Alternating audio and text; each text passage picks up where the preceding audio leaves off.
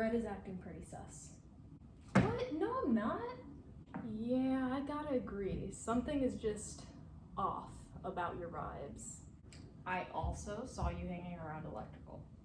Wait, no. I do all my tasks. I was getting stuff done. I'm supposed to be here on one of you. I'm just not seeing it. Impostor. Impostor.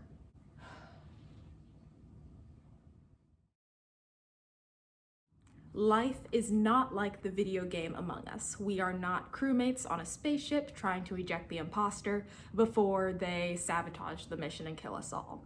But we do experience imposter syndrome, which is exactly what this video is about. Hi, my name is Jasmine McCoy and welcome to my channel. I am a senior at Harvard University, where I am on the pre-med track studying molecular and cellular biology with a secondary in African American studies and a citation in Spanish. Imposter syndrome. Imposter syndrome. Imposter syndrome. I define it as the irrational fear that you do not deserve to be in the space you are taking up. In short, you feel like you're not enough.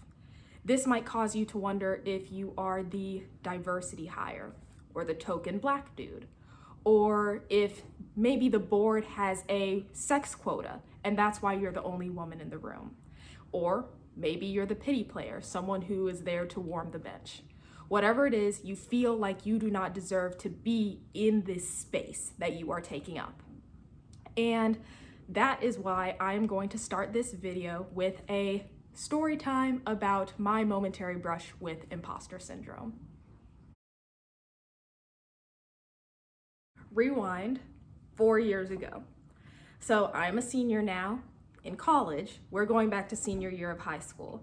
At this time, I knew that I got accepted to Harvard.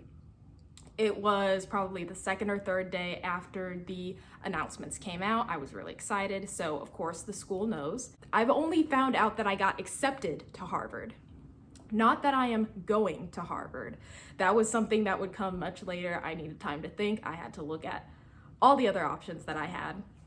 But at this time, I knew that I was accepted to Harvard, not that I would go to Harvard. So here we go. I am sitting at lunch, minding my own business, not bothering anyone. I am eating my lunch. I am just minding my own black business. Then comes this boy that I do not know. He's someone in the senior class, but I've never talked to him. I've seen him. I know nothing about him.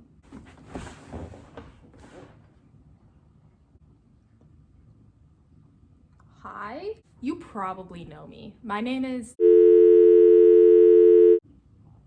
Nope.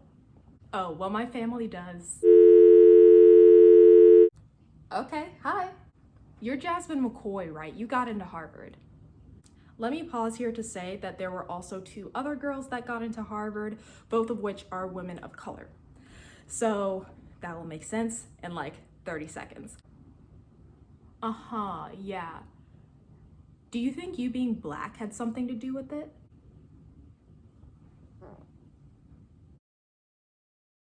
Do you see this right now? He really said this with his full chest, no hesitation, did not stutter, just, do you think you being black had something to do with it? I was shooketh. I was shooketh. That was how I felt in that moment.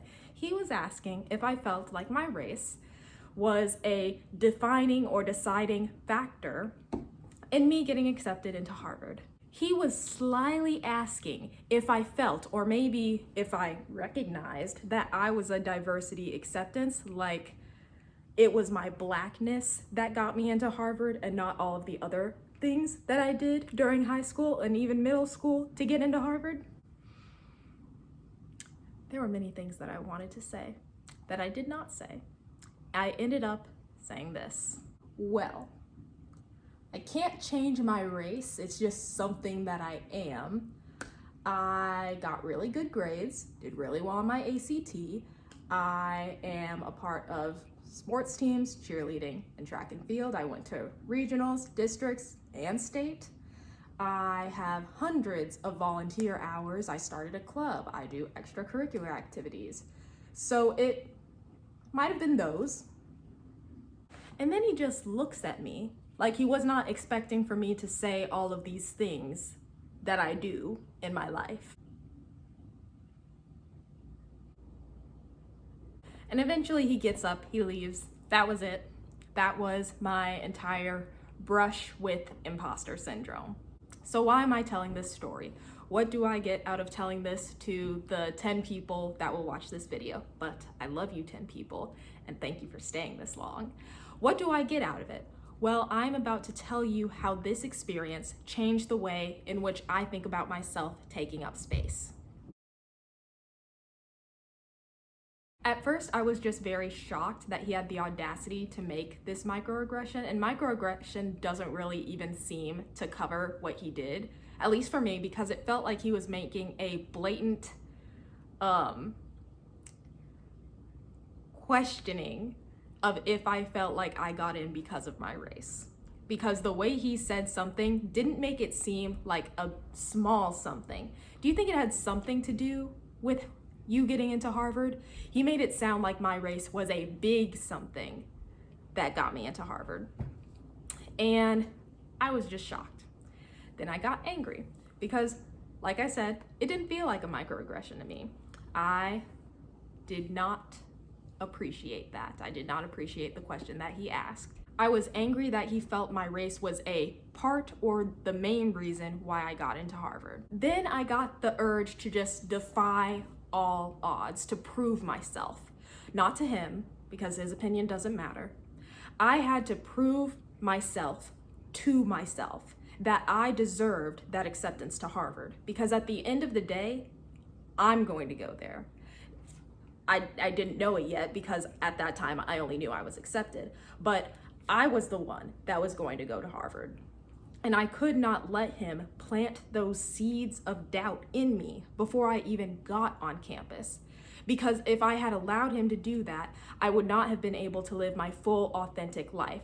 I would not have been able to flourish the way that I knew I could and the way that I did by going to Harvard and being confident in my abilities, by going there knowing that I am not an imposter, I am not an accident on the admissions part. And that is something that I had to steel myself in. Before we get to what I did to stamp out those seeds of imposter syndrome, pop quiz. What is the definition of imposter syndrome that I gave you at the beginning of this video?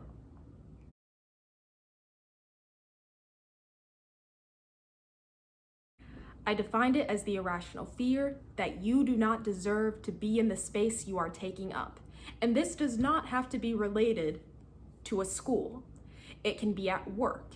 It can be on a sports team. It can be in a club. It can be anywhere where you might have to work on a team or be surrounded by other people or something that you have to apply and be chosen for. So here is the first thing that I do when trying to stamp out those seeds of imposter syndrome. First thing you do is you remind yourself that someone picked you, whether it was a coach, the HR department, or the school's admissions team. Someone decided from the pool of applicants, from the pool of players, from the pool of high school students, we want that one. Because you have something that does not currently exist within their ranks. You have some spark, some razzle dazzle that they need, and they picked you. You are useful in this person's eyes. You are special in this person's eyes. So even if some extra is trying to reduce you down to your race, your sex, or your gender identity, there is someone with authority that says you are worth it and deserving of the position. So remember that someone already says that you are enough. By giving you the position, they've already told you you are enough. Next step, know thyself. You know what you did to get to where you are. No one else will be able to have that experience but you. You know how long you studied. You know how many hours of practice you put in. You know the passion that you bring to your work.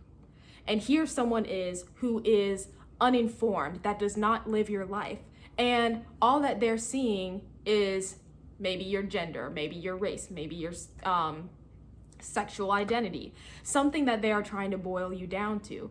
They don't know. They're not even on the same plane of existence. They do not know what they are talking about.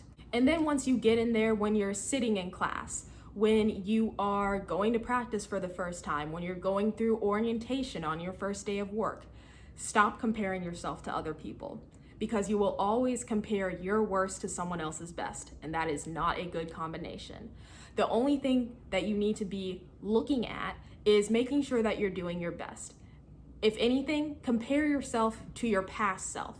That way, you will always be getting better. You will always be progressing. You will always be developing yourself. And I feel like that is a much more growth mindset sort of thinking. If you're going to compare yourself, do it to your past self. That way, you can get better. And the last and final step is confidence. Confidence, confidence, confidence. I am the type of person who will laugh at my own jokes. And I do that unironically because my jokes are hilarious. I am someone who thinks I'm a 10 out of 10. Doesn't matter if I look like this with a little bit of makeup on or if I just woke up in the morning. I think I'm a 10 out of 10. I also think that I am excellent conversation. That is just how I think of myself. I think I'm an amazing person. And no one can tell me, like, you can tell me that you don't agree with me and I'll be like, okay, you're wrong, but you can have your own opinion.